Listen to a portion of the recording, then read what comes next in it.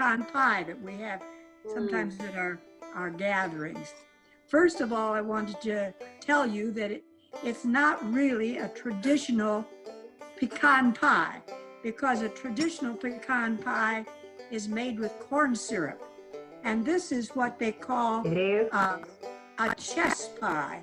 And that's CHESS.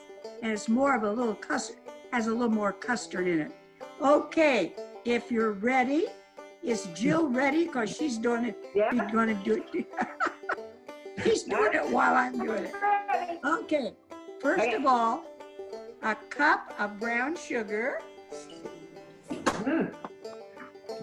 And then we add a half a cup of granulated sugar. Okay. And then we have a tablespoon of flour, 2 eggs, and I'm going to crack them now.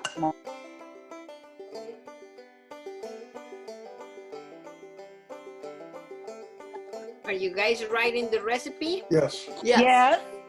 Okay, 2 tablespoons of milk, 1 teaspoon of vanilla, shot glass, half a cup of melted butter. Now, I haven't melted mine, so I'm going to put this right in here now and give it. Now, you don't need to use a beater, but because it's hard for me to, to really get my my arm going. I can hardly do it. Oh, by the way, I forgot to tell you, I preheated my oven to 375 degrees. I kind of watch it. I've got it at, let's see, what is this thing now? Oh, dear God. I have it between 375 and 350. The thing of it is, you want to make sure that your pie crust doesn't get too brown and that the filling is set up. Okay. That's a stick of butter, which is half a cup. And now then I am going to beat this up now. I've got all the ingredients except the pecans. All ready. I made my pie crust. And you can use a store-bought pie crust. Doesn't make any difference. This happens to be an 8-inch pie crust, and it's unbaked. You don't want to have a baked one. I'm frustrated. Yeah, so, all right. So we're just about ready now to pour this in. We've stirred it up, and it's all stirred up and ready to go, except to put the pecans in. Right now, without any pecans, what would you call it? A chess pie. It's a chess. Actually, what it is a chess pie with pecans, and that's CHESS, chess.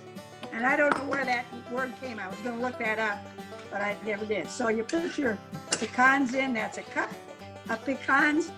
And I wanted to tell you that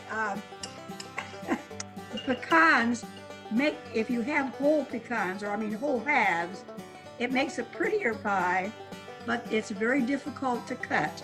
So sometimes I take the pecans and I'll, the half pecans, and I'll snap them in 2. And anyway, it cuts a lot better. Now then, for our family, if I'm baking one for Angelica, I have to have a crust that is gluten-free crust. If I'm making it for Molly, I have to substitute the milk for her milk. I have to substitute the butter for her butter, and I even have to substitute the pecans for pecans that come from a special place in Georgia. And that's where they don't use the equipment that they process the pecans with any other kind of anything that has anything to do with dairy products. So that's about the only place. And by the way, Molly, I do have 1 cup of those saved from that Georgia place that I'd gotten them before. So Oh my gosh, that's the incredible. next time I see you, I will. Okay, now we're ready to pour this into the pie crust. Jeez. Where did she go? Make sure you get all the goodies in. It's really hard for me. This top is really heavy for me. Like 10 pounds. Okay, here we go.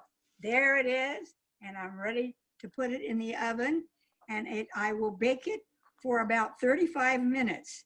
I keep watching it and make sure that it's not getting too brown.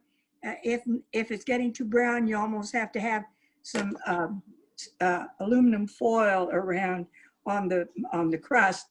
But you want to make sure that the filling is set, and that's, you kind of jiggle it, or it looks like it's a little cracked on the top. So here it goes. Bon appetit.